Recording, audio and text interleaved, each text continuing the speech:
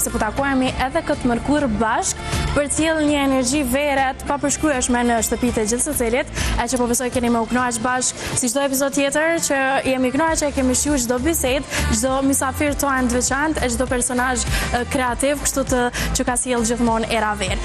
Edhe këtë të mërkur, po besoj që kemi më mujt sadopak me i sjell këto energji të mira tek ju. E pa humbur kohë në pjesën e parë kam një mysafire mjaft veçantë, më saktësisht profesoreshën që e njohim gjithë, e që është Vjosa Sadriu Hamiti, se s'disha cilin mbjamër me ta thënë të parin. E dashur, mirë se erdhe. Mirë se ju gjeta, faleminderit për ftesën. Rata o t'lu. Faleminderit shumë që je sot në studio me mu, edhe që ke gjithë kohë.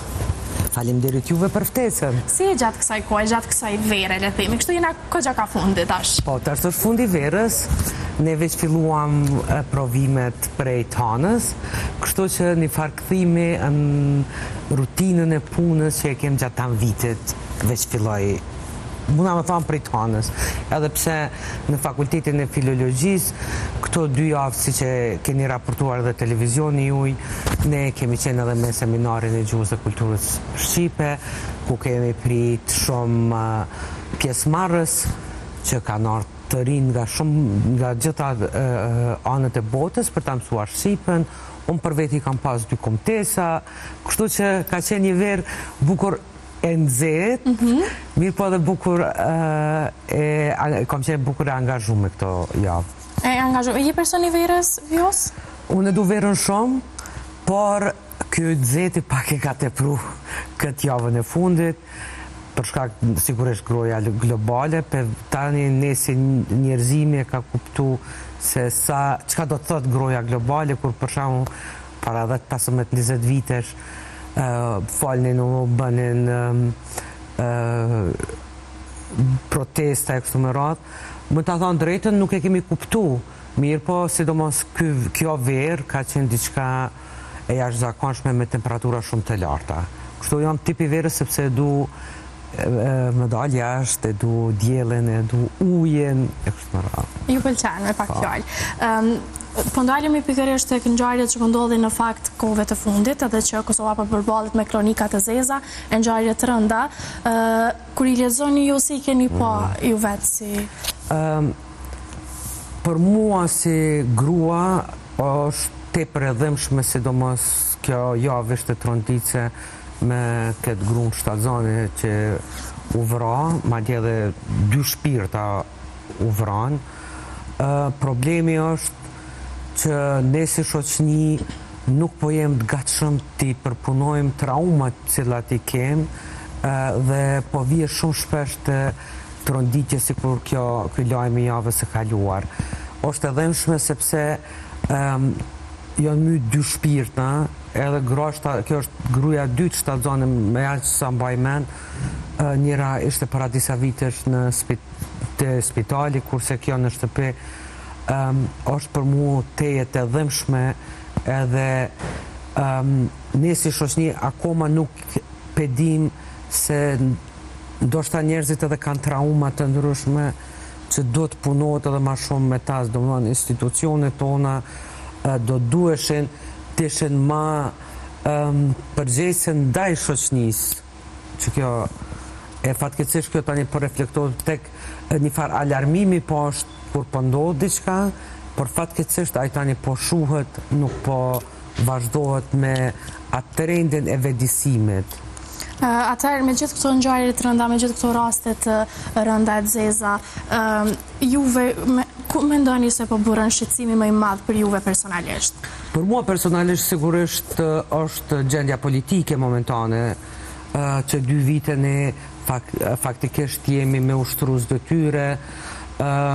Për mua është e frekshme se si një parti politike që 3 po e zgjedhë i ka fitu rreth 50% apo mbi 50%, nuk është në gjendje të bëj kompromis me të tjerët, për shkak që pikërisht ato që e thash, politika është ajo e cila ju mundson qytetarëve t'jenë ndoshta edhe më afër institucione përkatëse, siç e patëm rastin, siç e fola edhe në fillim për rastin tragjik që kishte ndodhur.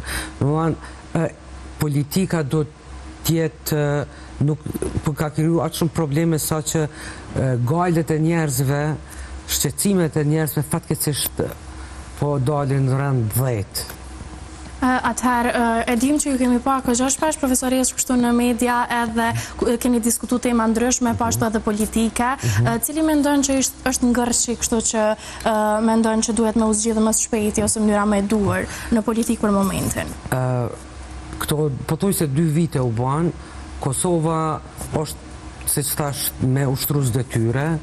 Përgjësia i mbetet Albin Kurti dhe partisëve të vendosje, sepse ata e kanë shumicën, e kem tash rastin që një muaj pothuaj se nuk është një muaj pas certifikimit, nuk është konstitu kuvendi, nuk është gjithë qeveria, po është kell kushtetuta. Kushtetuta është faktikisht ato që e përbën shtetin. Me fjalë të tjera, shteti i Kosovës po shkelet pikërisht nga partia në pushtet, e cila ka dhe shumicën. E kjo për mua shumë shqetësuese sepse për të rinjt tregon që kushtetuta nuk është për gjë, institucioni, si prezidentit, si i qeverisë nuk janë kur gjë, për shkak që në bazë të tekave të një personit, një shoqënie tonë është ka vonë. Që mendoj nuk është fair, sidomos të e marrë parasysh se sa shumë ka vujt ky vend, sa shumë ka ndonë njerëz tjetra edhe mund që më bë Republika e Kosovës që me respektu pikërisht që shtetin, me respektu kushtetutën. Domethënë Çelësi është te Albin Kurti dhe vetvendosja, a shiqara ata po dojnë më na quajë edhe një parë zgjedhje, me shpresën që ndoshta ai fiton 60, 70, 80, që për mua është mendësi shumë e rrezikshme për shkak që demokracia është ajo ku një shoqëri me mendime të ndryshme mund të funksionojë, dhe kjo është ideja e krejt demokracisë. Në fakt, me që e cakët ju vetë personalisht se Çelësi kështu i problemit është zotri Kurti dhe partia ti, a mendon që ka faj edhe opozita ose cili është obligimi që edhe ata nuk po e kryejnë ndaj? Opozita, po, se tash i kem 3 situatat ndryshme nëse marrim prej shkurtit vitit kaluar, kur janë marrë zgjedhjet edhe 3 gërça, faktikisht gërçi 3. Në të parën, Albin Kurti dhe vetvendosja nuk i morën votat e mjaftueshme për me bë qeverin. Ata pra vendosën sa zgjatja 4-5 muaj u shkel kushtetuesa një pas një, tu mundu me zgjedh një emën përveçëm Albulena Haxhiun për kryetare të kuvendit. E pikërisht çaj ngërçi parë për shkak të dërgesës së opozitës në gjykatën kushtetuese, ata na bën me dije që 30 ditë pas certifikimit duhet të konstituohet kuvendi. Në zgjedhjet e dyta, domethënë në dhjetor që u mbajtën, Albin Kurti na bani shumë mirë me dije që Vjosa Osmani nuk e do më për presidente, mirë po nuk u gjet një person që do të votonin edhe opozita. Unë mendoj që opozita nuk duhet asesi të lejoj që Albin Kurti të zgjedh një noter që të bëhet president edhe t'i kryjnë punët e tinaj. Këtu po pesho dhe diskursin publik po fajsot opozita për shkak që veç voton e dikan që tjetë president. Nuk është problemi, e rëndësishme është që ata duhet të zgjedhin një president konsensual që si po flitet, mirë po Albin Kurti nuk e do atë president. Albin Kurti edhe vetë na ka të regu që e do në dikan që mundësisht na ngroh zemrat, mundësisht nuk din anglisht, mundësisht nuk guxon më hyp në aeroplan vet, mundësisht më najt veçën çadxhyrën e presidentes, edhe siç kanë thënë oponentët e partive opozitare që t'i pres apo t'i vizitoj zjarr fiksit. Gjithë këtë diskurs e ka zhvleftësu institucionin shumë të rëndësishëm presidentit Republikës, e këto mendoj edhe shpresoj që opozita nuk do dorëzohet nga ky presion i krijuar nga vetëvendosja dhe Albin Kurti, për shkak që presidenti është garanca e ndarjes së pushtetit, ku nuk mundet ma një njerëz që shpëndoll ma qëto 2 vitet e fundit çka don të bëj, sepse ligjet janë ba për të respektu, shteti u ba, kushtetuta është për mu respektu. Tash paramendoni, një hajn vjedh dikon me një dyqan dhe thot, s'pe një që të leq, po du me vazhdu. Jo, po ligje është si për ato, si për ato. Në fakt, diçka që ka qenë kështu kohë virale, ka qenë edhe diskutueshme kështu në media, gjithka ka qenë edhe fakti që mërgjimtarët ishin të pranishëm në kuvend, e çka u bë kështu në fakt më e madhe ishte qasja e gabuar dhe ofenduese ndaj heronjve tonë që kishin mërgjimtarët. Si është ju vetë, du me i dit një mendim nga ju personalisht, ju vetëm në kuvend atë dit, por kështu në gjitha rrjetet sociale shohim gjithmonë një mlef ose komente negative.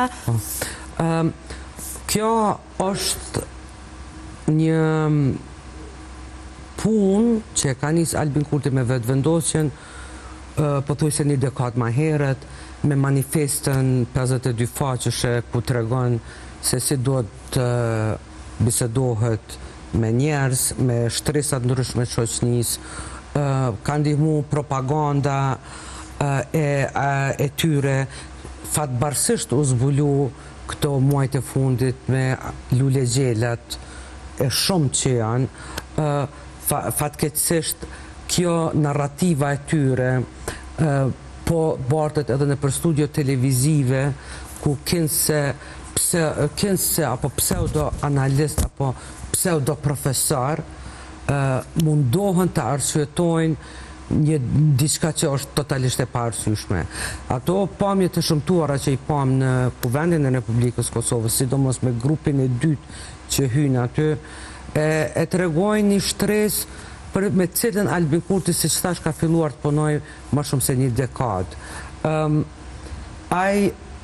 Ajo është një shtresë e cila nuk është në ajo që e pam, nuk janë të integruar në shoqërinë ku jetojnë.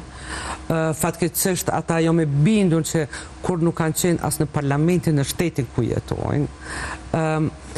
Ata po e flasin ato që e kanë thonë si thash deputet e vetëvendosjes, Albin Kurti dhe deputet e tij para 10 viteve, që u shpërndan përmes formave të tmerrshme, linçuese, ofenduese në rrjetet sociale, edhe në për studio televizive, si që e ceka që poftohen pikërisht persona të cilët nuk kanë kurfar kredibiliteti, apo as profesor nuk janë këtu në për studio, i quajnë profesor, që po shpërndajnë këtë mendësi edhe këtë ndarje.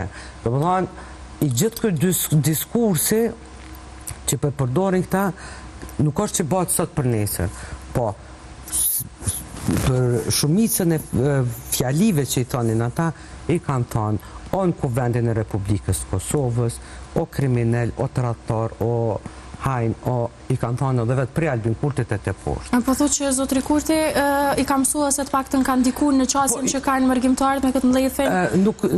Se problemi është nuk janë gjithë në mërgjimtarët, është një grup, e Albin Kurti e din fort mirë, cilin grup e ka si fokus, në qatë manifestën e ti, aty që thuhet tani edhe prej oponentëve të vetëvendosjes që shumicën e ka shru vetë, i ka përshru krejt shoqëninë tonë si 42-3% analfabet funksional, që do të thotë lexojnë e nuk e kuptojnë. Kur nisësh me ato, ti domethënë je i vetëdijshëm që shpërlarjen e trurit e ki shumë të lehtë. Fatkeqësisht ata janë viktimë e shpërlarjes trurit nga një propagandë shumë e ulët që është bë mbi një dekadë nga Albin Kurti dhe vetëvendosja. Në fakt, çka shohim diçka më shpesh kështu në rrjetet sociale është që mërgjimtarët janë kogja shumë në numër të madh, që janë më të lefosur kështu në komente e në paraqitjet e tyre. A mendon që manipulohen më lehtë mërgjimtarët sa ne që po jetojmë po ballafaqohemi gjatë gjithë kohës këto? Ajo është 100%, ata është fatkeqësi se se e marrin, ku e gjenë gjithë atë mblef, edhe gjithë atë gjuhë urryse ndaj çdo postimi që bëhet në rrjetet sociale. Për mua është shumë e frikshme edhe e tresht, sidomos ju mediat që tani përmes rrjeteve sociale që i qëtë një lajmet, ngjarjet, videot të ndryshme. Nga njerë të krijohet në përshtypja që ata njerëz nuk e kanë haberen as çka shkruajnë, po i kanë mësu si formula që veç shajmë, sepse jam përkras të vetëvendosjes, që kom rastis, garante edhe jo e keni rastis, me një lajmë ishte për kultur apo diçka, komentet ishin Albin Baba, vetëvendosja, as nuk e kanë haberin se çka shkruat lajmi. Problemit e mi të qito komentet negative, këta diaspora jonë në diskursin tonë publik, po i përgjësojmë të gjithë. Ata jo një grupi vogël, po janë shumë të zëshëm. U pa edhe kërcnime që ja u kam ba për shamu politikanëve, momenti kur shkuën në gjykata, ata dvinte edhe gjëna për i tyre. Fillonin qanin, i tërheqnin fjallet e kështu me radhë. Gjithë kjo urrejtë mes 1.5 milionëve për mu është shumë e frikshme edhe mendoj që është shumë e rrezikshme, shpresoj që nuk do të ndodhë diçka e keqe deri të nalet kjo formë. Në fakt ajo që e shohim shpesh është pseudonimi Albin Baba. Ju duket ju bezdis juve apo ju duket formë jo e duhur?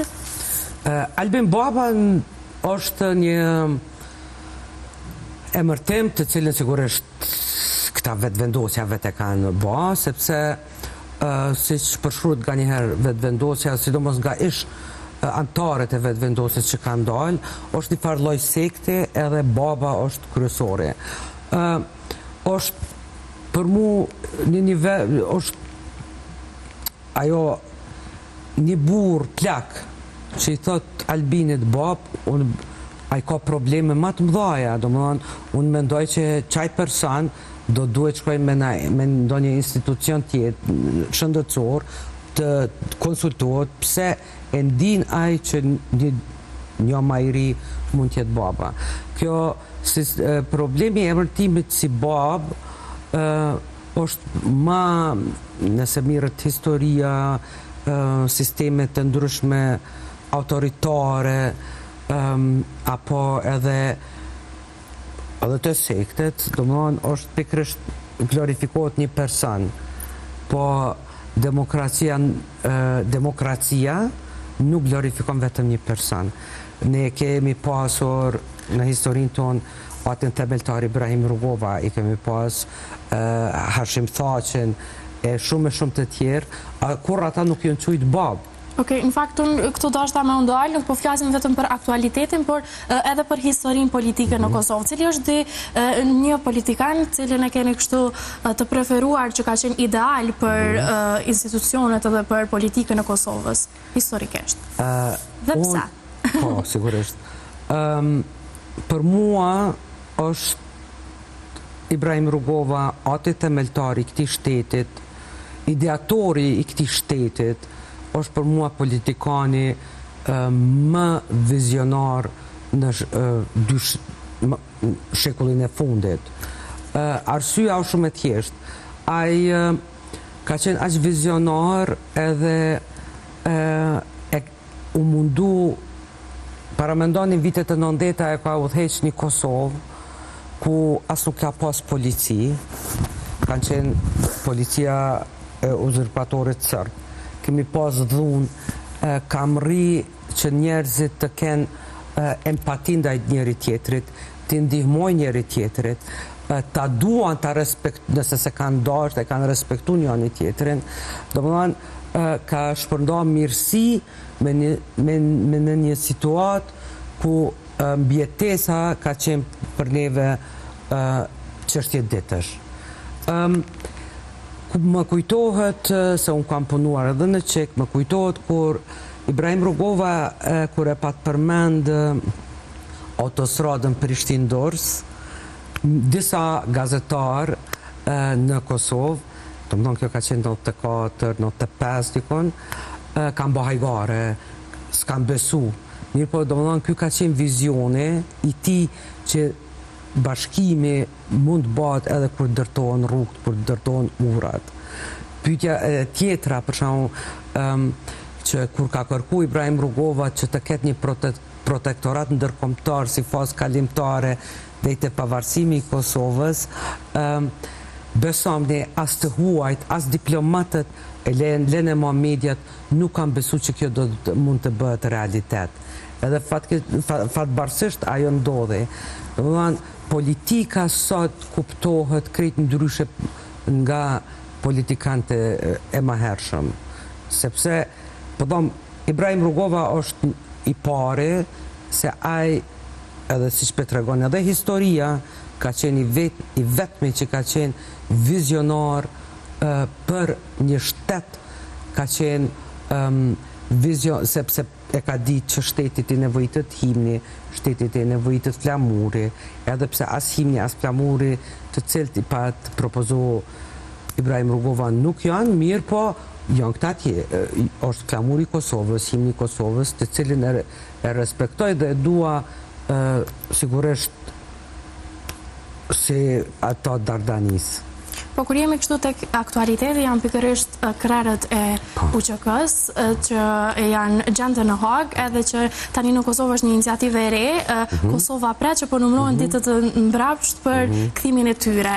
Çka preti nga ky aktgjykim? Unë shpresoj edhe besoj që Hashim Thaçi Beshok do të lirohen me të 16 shtator, edhe të kthehen në shtëpi, së pari familjet e tyre, edhe të kthehen në Kosovë, sepse edhe Hashim Thaçi ka kontribu në pavarësimin e Kosovës, edhe Hashim Thaçi ka qenë i gatshëm për kompromis, edhe ai janë politikan, ne kemi pas një klasë politike ku edhe kur kam pas mos marrëveshje, apo gjatë fushatave kanë gjujt do një fjalë, po jo deri në ofendim maksimal që shpëndodh qëto 6 vitet e fundit. Jo mba kompromise, jo null kanë bisedu, sepse ata e kanë Kosovën në rand të parë. Me që 6 vite unë dyshoj që është Kosova në rand të parë, sepse pikrisht që kjo qeveri, pikrisht që kjo Albin Kurti, 2 vjet e ka shti Kosovën në sankcione. Që kjo është. E kam edhe një pyetje kështu para se me përfundu bisedën e parë. E shihni ju zotrin Thaçi ashtu si që kam përmend disa të tjerë, përsëri president të duhur? Ta shpresoj që me 16-in kryet si që po dojmë ne edhe si që po presim, pse jo, Hashim Thaçi, si prezident, e ka krye punën e ti shumë mirë, madje vet Albin Kurti, më kujtohet, bënim pak shaka atëherë, kur i fitoj zgjedhjet e para, që e ftonte për me ba qeverin, duk shkonte Albin Kurti taj, ishte pak një farë historie interesante. Po aj, në gjitha instancë, nivelin kombëtar ashtu edhe ndërkombëtar, e ka kry detyrën e ti në përputhje me Kushtetutën e Republikës Kosovës, që do të thotë ka punu për Kosovën dhe shpresoj që do të kthehen edhe me 16-in, kjo pjesë e historisë të Kosovës do të mbyllet si është më së miri. Patjetër urojmë që gjithë cilët gjendën në Hag të lirohen edhe të kthehen në vendin e tyre. Ne për pak shkutemi për marketing dhe kthehemi me pjesën e dytë prap bashk. Kthehem bashk kështu në pjesën e dytë të emisionit, e që prap jemi bashkë me profesoreshën, e që ne kemi kështu një rubrik profesoreshën në era verë, cila është me i lecu disa pyetje dhe me u përgjigj vetë, kjo afër. E zgjaton, ha? Po. Edhe po pras me i laboru gjatë kështu nga juve, se jam shumë kurioza. Shtare, se pasuza. A i me bërë shoqëri që gjykan më shumë se sa dëgjon po, fatkeqësisht po. Për shkak që thashe të mënajat po përhapën shumë shpejt, sigurisht rrjetet sociale i kanë ndihmu këtij far trendi dhe është tani edhe gjykimi, edhe paragjykimet lindin shumë më shpejt edhe bëhen shumë më të pranishme me një shoqëri e cila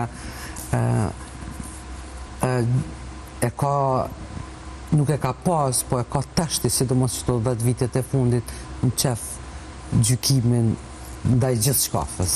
Po, diçka e ke vrejt që viteve të fundit, ne jemi njoftë si njerëz që kemi kritikuar kur diçka nuk kemi qenë të pajtuar me një mendim, por sot nuk kritikojmë, por paragjykojmë më shumë. E shihni edhe ju në këtë mënyrë? Kjo është problemi. Problemi është se shoqënia jonë nuk pe pranon më kritikën pozitive, unë e quj, sepse në momentin që ki ndonjë kritik, mirët me njëherë negative, edhe percepton në mendjen tonë e kryon atë farë gjykimin apo paragjykimin për çka do qoftë. Fatkeqësisht, siç e thash, edhe rrjetet sociale dhe qasja e rrjetet e njerëzve, lloj shtrese, lloj njerëzve me probleme ju jep hapësirë, krijohet përshtypja që ata njerëz përbes ka nevojë për psikolog e rrjetet sociale për i përdorin për me gjyku, me lënçu e kështu me radhë. Është pak e dhëmshme sepse unë jam gjenerat më e vjetër edhe nuk kemi pas kësi lloj tendence për të gjykuar njerëzit apo një situatë caktuar. Domethënë është e dhëmshme se si në Kosovë ka hub empatia komplet ka hub. Njerëzit mos kanë empati për njerëzit që i rrethojnë. Okej, vazhdojmë edhe me disa pyetje tjera.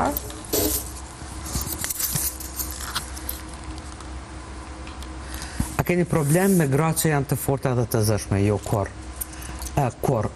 Unë mundohem se në shtëpi me vajzën time, gjithashtu edhe në fakultet, me studentet, unë gratë e forta i respektoj dhe i dua dhe mundona që se cilën vajzë të re ta nxjisë që edhe ajo të bëhet një grua e fortë edhe e mençme, të bëhet e pavarur për vete. Për mua, gratë që janë politikën në Kosovë, pa marrë parasysh në cilën parti që janë, kam respekt veçantë për to, për shkak që pikërisht ato që ai falë më herët janë më të atakuarat gjatë fushatave dhe kur s'ka fushat, e ato prap mundohen, dalin, punojnë për të mirën e këtij vendi. E nëse nuk gaboj, është pyetja, a kemi problem? Jo juve personalisht. A kemi problem? Na si shoqënia? Po. Tash këtu ndron muhabet. Po, mendova se me syza nuk e pash. A din qysh, pra po kthejna unë pak vitet e 90-ta. Për shkakun, në vitet e 90-ta kemi pas grasje Edita Tahiri, Edi Shukriu, Flora Brovina, e shumë gra tjera intelektuale të cilat kanë qenë pjesë e shtetëndërtimit tonë.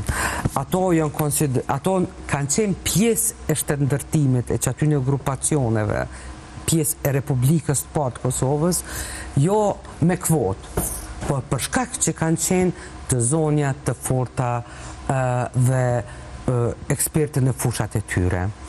Ato ka qenë shumë normale në vitet e 90-ta që një grua e zoja e fort të jetë prezente në politik, në kudo qoftë. Fatkeqësisht, kjo tash ka ndryshu pak. Sidomos mu që apëm të rishtan, ju generatat e reja, shumë shpesh edhe i shoh emisionet që banë, temat cilat banë, janë pikërisht për që ato gratë që gjykohen apo para gjykohen. Prap, si shembull konkret do t'i merrja gratë në politik, edhe pse tash është domethënë me kvotën gjinore që kanë 30%, po prap unë mendoj që është shumë mirë që është vëdisu shoqënia jonë që të votoj gra. Që për shembull shumica e grave deputete kanë marrë vota ma shumë se shumë burra, nuk janë aty për shkak të votës, në një numër shumë i vogël. Kështu përgjithësi kisha thënë nuk kemi problem, edhe ja akceptojmë, e tregova edhe pak një farë kronologjie, mirë po thamë që to temat që po tematizohen në për rrjetet sociale, në për emisionet të ndryshme, më krijohet përshtypja që të rritë është pak ma problem mi akceptu vajzat edhe vajzat e reja të cilat janë edhe të forta në shoqëri. Okej, vazhdojmë me një pyetje tjetër.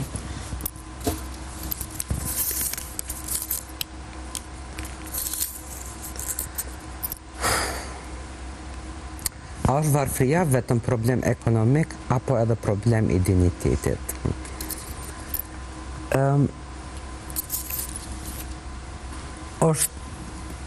Varfënia ekonomike është shumë e rëndë, mirë po për me parandalu ata shoqënit kanë kriju institucione shkollore ku mundohen t'ja japin secilët mundësi të ngres veten, apo është do një zanat, mundohesh me kriju, sa punon aq merr në tojza. Varfënia shpirtnore është për mu më e trisht, sepse ajo më shef diçka shumë të rëndë, edhe është shumë e pa fund me kisha më thonë.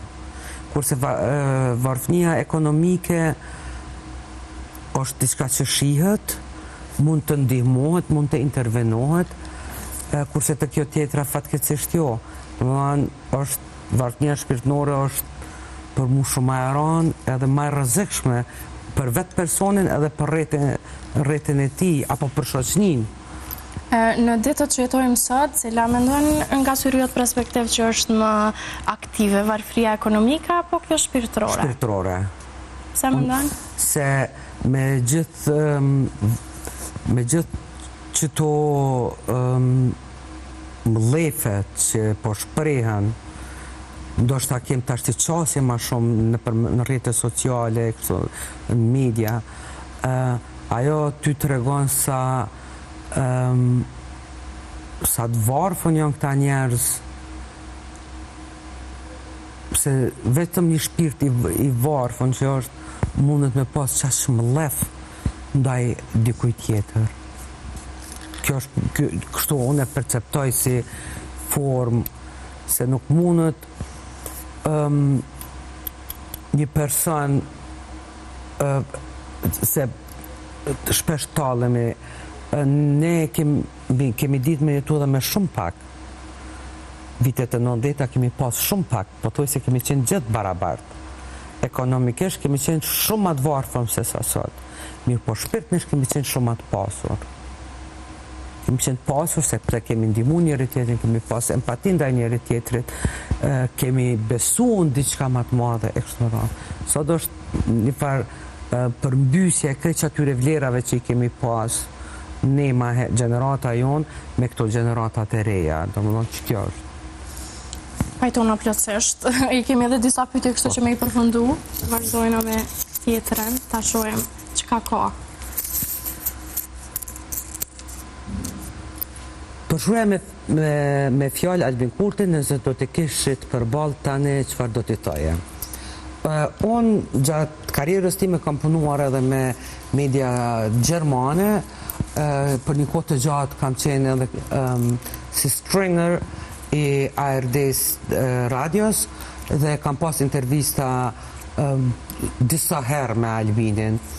Unë do të pyesja Albinin kur do të ngopet me pushtet, sa përqindjes don ai që gopet, të më thonë edhe të na lejoj tjetojmë, na lejoj të bëhen institucionet e kështu me radhë. Albi Kurti unë po dhamë për shkak punës ime si gazetare ma herët, e kam intervistu disa herë, ky Albi Kurti që e njohim sot nuk është ai Albi Kurti i cili ka qenë përpara, fatbarësisht janë të ingjizuara edhe ju si medium për nxirrni kontradiktat e tij që ai i ka thonë edhe tash ndryshe vepron. Për mua është pjesa më e rrezikshme që ai po don opozitën me, çu thot Braj, me xhbo krejt. Gjatë fushatës kur ka qenë vjet, më duket. Kjo është diçka që i kish në plan. Po, domethënë, një pyetje. Çaq. Okej. Hajde. Pyetja radhës.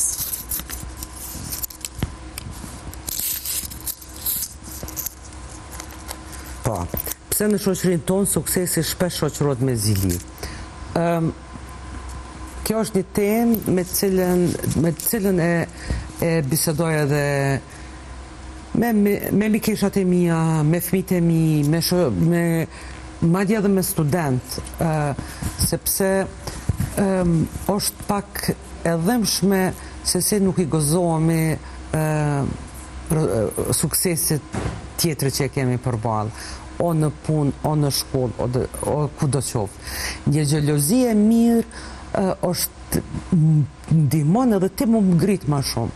Problemi është që ti nuk po don më të bëj çat ndryshime, sikurse miku, shoku, shoqja, apo kolegja jote, apo kolegu yt, por ti veç e xhelozon edhe për vetin nuk ngritësh më shumë. Gjithkohë në botë xhelozia pozitive, madje quhet, ndihmon ty për më ngrit. Unë kam fatin e jetës që kam mikesha shumë të forta dhe shumë të zonja në rrethin tim të ngushtë. Unë shpesh ja bëj, unë ju xhelozoj, ama ajo është xhelozi e mirë sepse ju më jepni forcë që edhe unë munda me mbri ato që për mbrini. Unë kam qef kur sile me një rreth ku një mike, një studente, një student mbrin diçka edhe unë nxitem që edhe unë të bëj diçka ma shumë. Është, po thamë, si vlera shoqënore ka ndryshu shumë tek ne, nuk kemi qenë kështu përpara. Pyetjen tjetër, a? Po, se edhe regjia po ma bë me dije që me i përfundu pyetjet.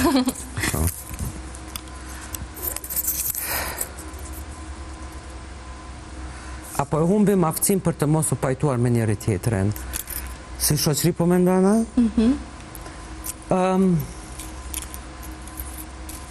Fatkeqësisht po, që për shembull prapë po kthehemi te politika. Edhe që to 2 vitet e fundit na kanë tregu që po duk janë të gatshëm të pajtohen edhe nëse diçka nuk ju ka shku siç duhet. Ndoshta se të rinjt i shohin si shembull edhe politikën, edhe mediumin e çka do qoftë. Ndoshta e shoh vetëm unë kështu, po realiteti po duket pak ma i vrasht. Kjo kriza politike edhe tek qytetarët, edhe një përçarje mes qytetarëve? Gjithçysh. Se për shembull është bërë një kohë goxha e gjatë në këtë krizë. Që 2 vjet, për çdo det e ki nuk po gjen kompromis, nuk po mundën me bisedu, nuk po mundën, është pikërisht kjo. Domethënë, kur politika, elita politike ja jep shoqënisë shembullin që nuk du mu pajtonem për një punë, për këto, për ato, pse mos me marrë një nxënës apo student. Është një shembull i keq. Po, fatkeqësisht. Shembull i keq. Prapa.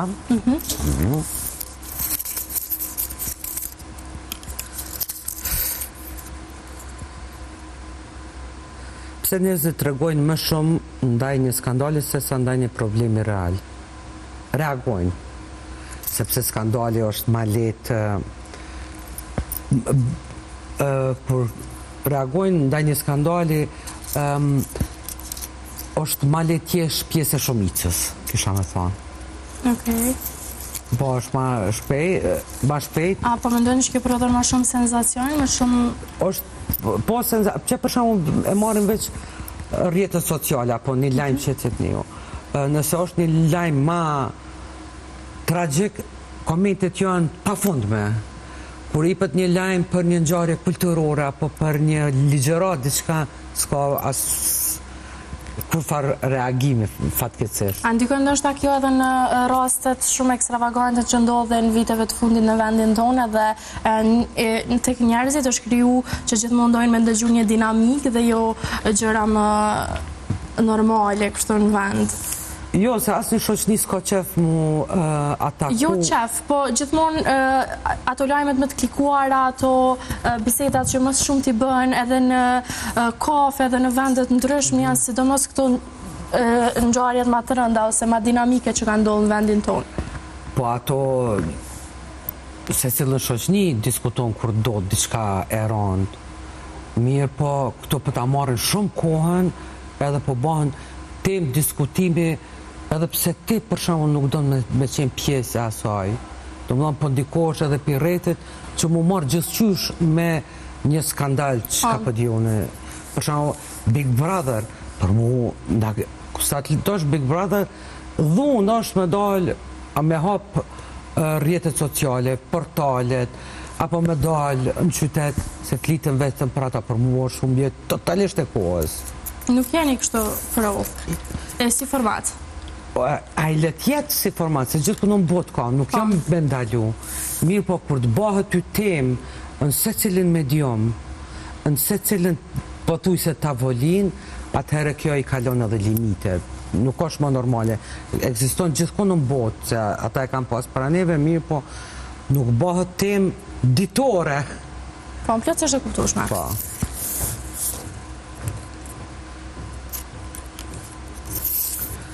A është Kosova shoqëri patriarkale, apo thjesht po e përdorim këtë si justifikim? Kosova është gjysmë patriarkale, nuk është në atë nivelin që është fatkeqësisht për paraqitet nga disa organizata.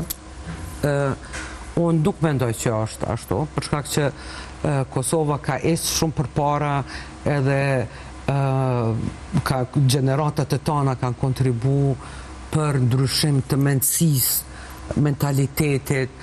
Unë ma shumë mendoj që Kosova është në një fazë tranzitore, hala, prej mas luftës, ka 20 sa vite jënë ba. Ndoshta i nevojitës shoqërisë tonë edhe një kohë për me mri një nivel që do dëshironim ne, që kjo mendoj që ashtu. Po, e kuptueshme. Amo kjo patriarkalizmi, fatkeqësisht, si që po e thash, po përdoret shumë shpesh prej njerëzve të caktuar mënyrë jo të drejtë, i pët një farpaje s'pedi. Nuk pajtona me ando. Nuk pajtosh, okej.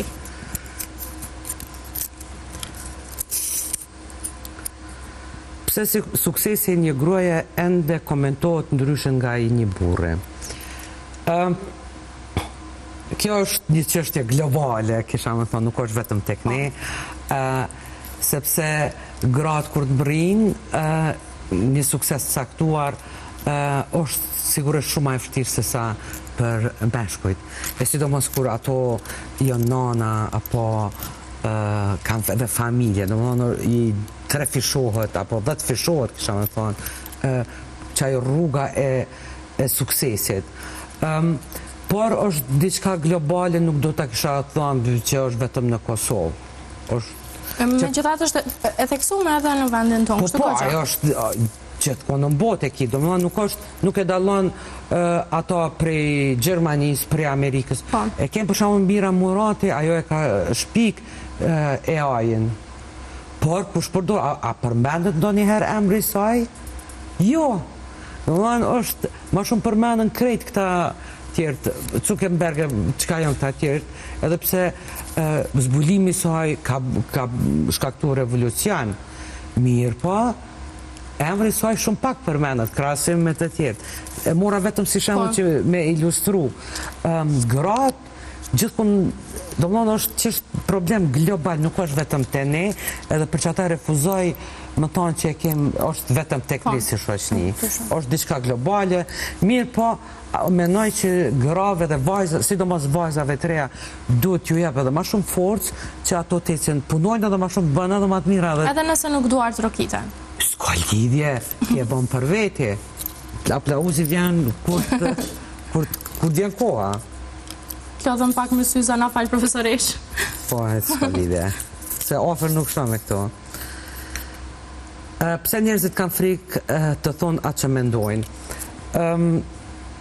Do të doja që do të ishte kështu, për shkak që, siç gjatë bisedës sonë, u pa që shumë njerëz flasin apo komentojnë edhe gjëra që ai nuk e mendon, po e ka dëgju për dikuj tjetër. Momentin kur ti si person nuk e thu atë që mendon, atëherë lidhet me disa faktorë. Nuk je i sigurt për qëndrimin që ke, nuk je i sigurt për apo nuk e ke guximin, edhe guximi është një çështje të cilën shumë njerëz nuk e thojnë mendimin për shkak që nuk e kanë guximin se i tutën, siç e folëm, o gjykimit, o paragjykimit, o ndaj xhelozie. Me të datë sot jetojmë në një kohë që më lehtë thuajnë mendimet që i kemi edhe janë të pranishme. Pyetjet në vazhdim, po i përgjigjemi kështu shkurtimisht, me që jemi edhe tek fundi i emisionit. Ta shohim se cila pyetje për raprat. Apo normalizojmë urrejtjen me emër të lirisë së shprehjes, po fatkeqësisht po. Teknik kjo liria e shprehjes është po keq përdoret me të madhe, sepse liria e shprehjes është ajo që ti ki drejt me thonë, mirë, po problemi është që janë edhe disa rregulla shoqërore, komunikuese, cilat nuk i përmbahen hiç. Është e tepruar ndonjëherë. Jo, po dhunohet e po keq përdoret nga pjesë caktuara të shoqërisë tonë. Ose ndoshta edhe njerëz nuk e dinë saktësisht se sa kufi ka liria e të shprehjes. Sigurisht që dihet, po them shembullin e keq pikem elitën politike, edhe ata mendojnë që se qytetari thjesht nuk e din që deputeti kur të shane ofendon e shpif në Parlamentin e Republikës së Kosovës, ai ka imunitet, domethënë s'ka drejt as me padit dikush, sa to është në parlament. E qytetari thjesht mendon, ky thot edhe unë, që kjo është pak të fatkeqësisht.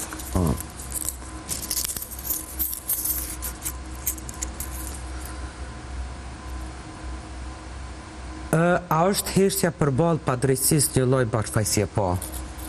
Po.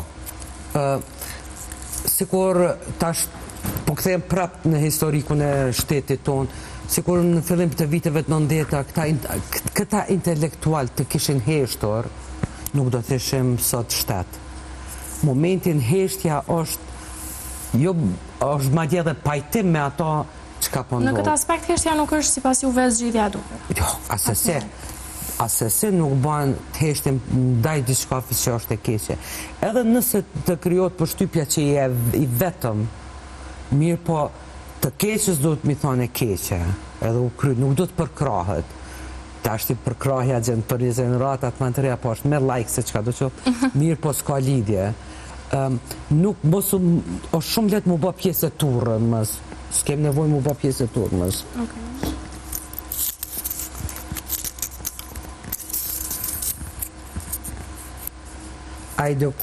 I edukojnë fëmijët për të menduar apo për të bindur. Kjo është tema në momentin kur bëhesh nën, është nën vedije të krijohet kjo pyetje tekon për shkakun ka qenë. Është shumë vështirë për prindërit ta gjejë që të mesin mes ta thot mendimin, të edukohet edhe të ndikohet. Jo vetëm të bindat. Jo vetëm të bindet. Sigurisht se momentin që të fëmin e mëson që më të bind, a i sot të mbindet mu, nesër i bindet ty, ati tjetrit edhe është pak problematik. Problemi kryesor është të arsimimi, të shkollimi, si të prindve, si të tek fëmijët. Se e një familje ku mendimi ndryshe, mendimi kritik, respektimi mendimit ndryshe, është diçka normale, te ai fëmijë sigurisht që edukohet në atë frymë më të mirë. Atë edukohet edhe ka problem bidjen kur e din që nuk është ashtu. Domethënë, është janë pyetje shumë më të thella se sa që mund mi trajtu sot.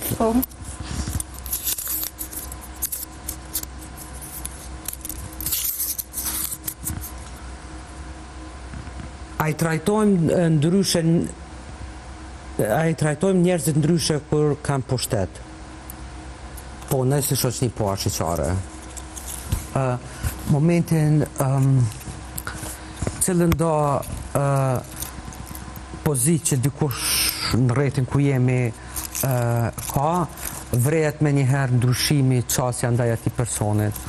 Por këtu dua ta citoj bashkëshortin tim, Muhametin, i cili ka pas pozitat të ndryshme, është profesor, mirë po ka pas pozitat të ndryshme gjatë shëndërtimit ton dhe ka kontribuar gjithashtu. Ai e thot një, fytyra është një plam. Një plam është frazeologjizëm cilën e përdorim në popull, edhe s'ka lidhje a ullësh këtu, a këtu, apo atje. Edhe pse ti në pozitën që ki, trajtohesh prej rretit ndryshe, por kur mos e harro që çajo poziti kur shkan, edhe ti fytyra mbetet prapë që kjo një plam. Kështu që edhe ata që kanë pozita duhet të mendojnë që edhe kjo fazë përfundon, edhe kthehen prapë te njerëzit. Edhe e fundit më duket. E fundit.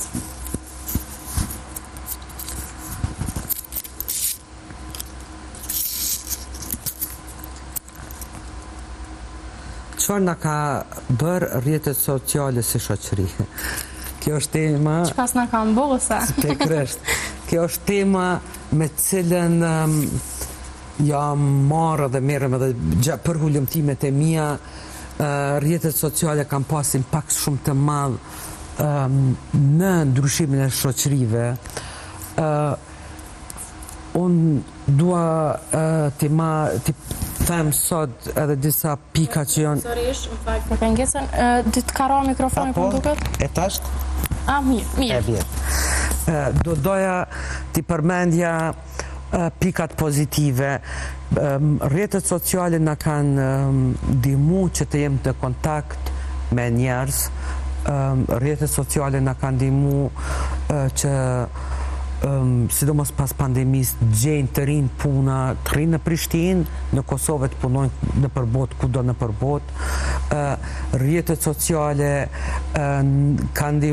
po ndihmojnë sidomos në raportimet të ndryshme të krizave në përbot, ku qytetarët paraqesin pamje, mirë po, se mundova njerë ato pjesë e mira, mirë po rrjetet sociale definitivisht ja kanë dhënë mundësinë, siç ka thonë Eko, bashkë të lifar hajvanit me komentu edhe me helmetis një shoqni.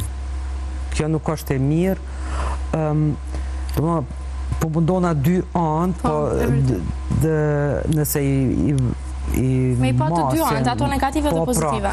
Se nuk jam prej atyre që thotë o jo krejt negative, po ka edhe shumë gjona pozitive, ku të rinjt përmes këtyre platformave po keq përdoren për situata të ndryshme në përbot, janë ba hulumtime të frikshme sa i përket për shembull lajmeve të rrajshme, propagandës, apo ndikimit të Rusis, Kinës në politik bërjen e shteteve të ndryshme. Domethënë para 3-4 ditësh e lexova një hulumtim ku janë hulumtuar mbi miliona tweet në Twitter, mirë po ato ishin hulumtuar për me vërtetu për 3-4 lajme të rajshme, edhe e frikshme ka qenë se me shpejtësi dritës që shën shpërnda ato tashma edhe si që morë vesh edhe në Kosovë me qëto account fake që po bleshen likes e këto. Po është një bot pak ma ndryshe, unë s'pe kuptoj bashkëmirë, po për shkak të hulumtimeve edhe i lexoj ato. Pikërisht që to si problematike e vendosën pikërisht këto, ku lajmi rajshëm, me shumë pëlqime edhe shpërdahet me shpejtësi dritës, e këto është rreziku që do të ballafaqohemi ne, ku për shembull